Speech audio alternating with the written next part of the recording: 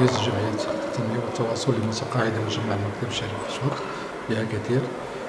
الجمعية كتنظم لقاء تواصلي سنوي حول هذا اللقاء. كان الهدف ديالو هو المنجزات ديال الجمعية لهذه السنة ديال 2025، حيث تم تقديم جميع المنجزات بين الحاضرين،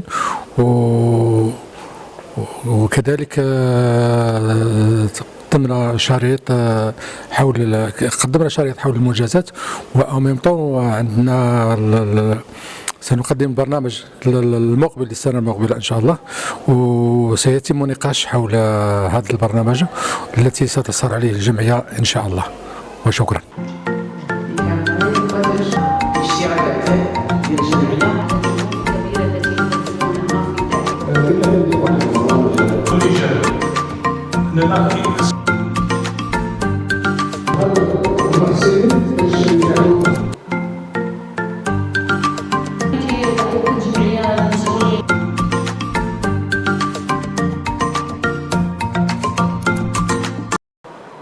السلام عليكم.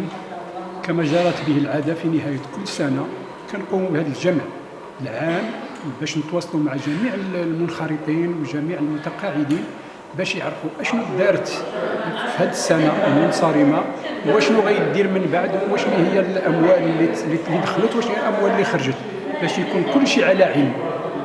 وكناخذوا كذلك الاقتراحات ديالهم، ولا كانت شي حاجة جديدة ولا كانت حاجة كناخذوها كذلك. السلام عليكم ورحمة الله.